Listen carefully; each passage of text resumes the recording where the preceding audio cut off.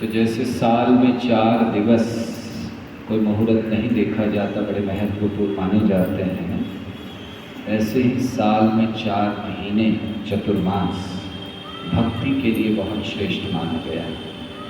वैसे तो हमें 365 दिन भक्ति करनी चाहिए, और अगर 366 दिन हो तो भी, लेकिन फिर भी ये 4 महीने बड़े विशेष माने जाते हैं, और उनमें भी कार्तिक का महीना अति विशेष माना गया है।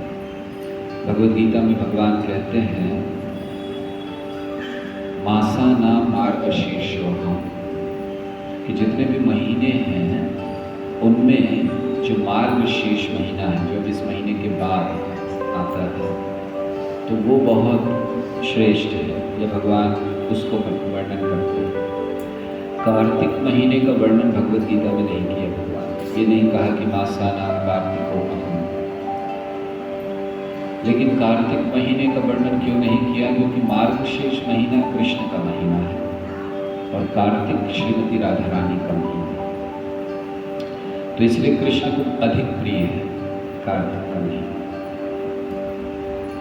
दुनिया भर में जितने भी कृष्ण के भक्त हैं, वे इस महीने का इंतजार करते हैं कि कब ये कार्तिक का महीना आए और कब हम लोग बड़े उत्साह से, अपनी प्रसन्नता से तपस्या कर सकें। वैसे तो ये महीना तपस्या का महीना है, लेकिन साथ साथ बहुत सारे उत्सवों का भी महीना है।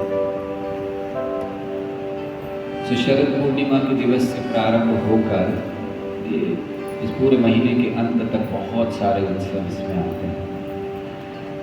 और कार्तिक महीने का गुणगान स्कंद पुराण, पद्म पुराण और अन्य कई पुराणों में किया गया है। कहा गया है कि जो कार्तिक का महीना है, इसमें थोड़ी सी भी तपस्या कर लेने से जो लाभ मिलता है वो लाखों यज्ञ करने से नहीं मिलता।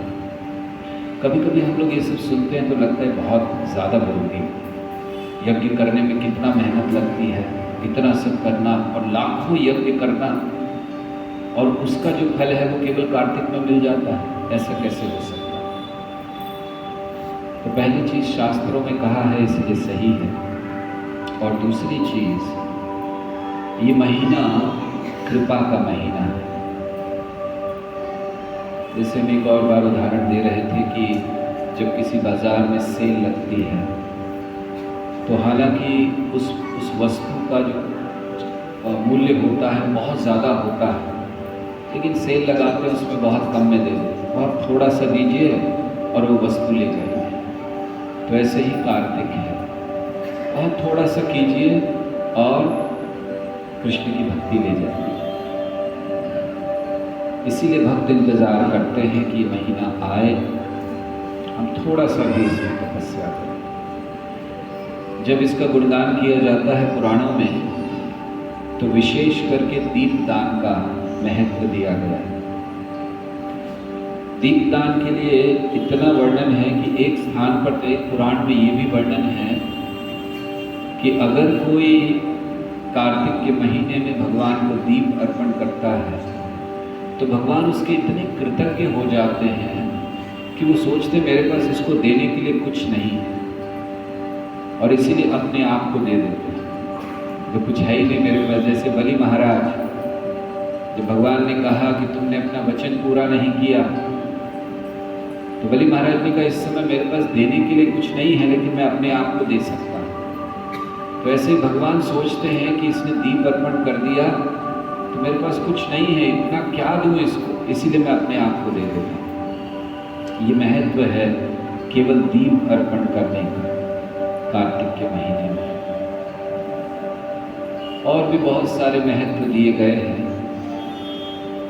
कई भक्त जिनके पास सुविधा है, वे लोग पूरा 1 महीना आकाश दीप अर्पण करते हैं भगवान को। आकाश दीप मतलब एक मटके को ऊपर टांग कर रखा जाता है और उसके अंदर दीपक होता है, उसमें छेद किए जाते हैं और वो ऐसे टांग कर रखा जाता है हवा में, आकाश में। पुराणों में इसका वर्णन किया गया है कि ऐसे भगवान को दीप अर्पण करना चाहिए कार्तिक के महीने में। तो पूरा महीना, अब अधिकतर लोग आजकल यहाँ तो फ्लैट में रहते हैं, टांगेंगे कहाँ पर? खैर अगर बालकनी वगैरह हो तो वहाँ टांग सकते हैं। पहले तो लोगों के घर हुआ करते थे तो घरों में ही बस वो बाहर लगा दिया करते थे। तो ये भी बहुत महत्वपूर्ण है। साथ ही साथ तुलसी का बहुत महत्व है। दीप तुलसी को भी दिखाना चाहिए। और अगर हो सके तो इस महीने में पूरे 30 दिनों में 1 लाख तुलसी के दल भगवान को अर्पण करने चाहिए, अगर आप लोग कर सको तो। अगर घर में है, नहीं तो कहीं आसपास है, इतनी सारी मिल जाए तो 1 लाख मतलब रोज 3-4 हज़ार अर्पण करेंगे तो हो जाएगा महीने में 1 लाख। ऐसे ये भगवान के नाम लेते हुए, कृष्ण का नाम लेते हुए, 1000 नाम हैं कृष्ण के। 1000 से बहुत ज़्यादा, मतलब 1000 नाम दिए गए हैं। तो जैसे विष्णु सहस्त्र नाम है, ऐसे कृष्ण के भी 1000 नाम हैं। तो अर्पण करते रहना चाहिए कि नाम लेते लेते भगवान को तुलसी। और साथ साथ इस कार्तिक के महीने में भक्तों में जो तपस्या का भाव आना है, अपने स्वास्थ्य के अनुसार प्रयास करना चाहिए कि सुबह जल्दी उठें, मंगल आरती में आएँ, मंगल आरती या घर पर करें और उठें सुबह, ज़रूरी है। और साथ साथ भगवान के नाम के जप को बढ़ाना चाहिए। जो लोग 2 माला कर रहे हैं वो 4 करें, जो 4 कर रहे हैं 8 करें, जो 8 कर रहे हैं 16 करें, जो 16 कर रहे हैं 32 करें। भक्तों के लिए ये तपस्या है, जप को बढ़ाइए।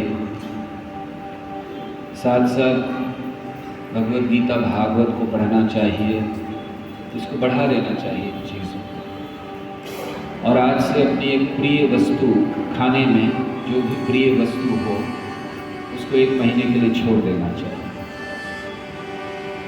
बिल्कुल भी उसकी ओर देखना नहीं चाहिए। लेकिन वो जो प्रिय वस्तु हो वो, ऐसा नहीं जो पसंद नहीं है उसको छोड़ दिया, घर में का बनाना नहीं 1 महीने तक। जो बहुत प्रेम, मतलब ऐसे कि उसके बिना खाना नहीं खाया जा सकता। जैसे जो बंगाल उड़ीसा के लोग हैं वो बिना राइस के खा ही नहीं सकते, तो उनको राइस छोड़ देना चाहिए। उत्तर भारत वाले रोटी पूड़ी के बिना नहीं खा सकते, उनको रोटी छोड़ देनी चाहिए। या जो भी, किसी को फ्राइड आइटम पसंद है, किसी को स्वीट बहुत पसंद है, ये तो सबको ही पसंद होता है, छोड़ देना चाहिए 1 महीने के लिए। दूसरों को खाते हुए देखना चाहिए। बड़ा आनंद आता है जब हम लोग, हमें जो बहुत पसंद है चीज़ और हम खा नहीं रहे हैं और दूसरा हमारे सामने खाता है, बड़ा आनंद आता है। उस आनंद को लीजिए 1 महीने तक। तो ये कुछ छोटी मोटी तपस्याएं, और विशेष करके जैसे चतुर्मास में हम लोग हर एक महीने में कुछ ना कुछ त्यागते हैं, तो इस महीने में उड़द की दाल या उससे बना हुआ कोई भी प्रोडक्ट, जैसे पापड़ है, इडली है, ये सब जो भी उड़द से बनता है, उड़द दाल से, उसको नहीं खाया जाता है इस महीने में। सो ये छोटी सी थोड़ी तपस्याएं हमें करनी चाहिए। और विशेष करके भगवान की दामोदर लीला का श्रवण करना चाहिए। भगवान ने इस महीने में, कार्तिक महीने में, बड़ी सुंदर सुंदर लीलाएं की।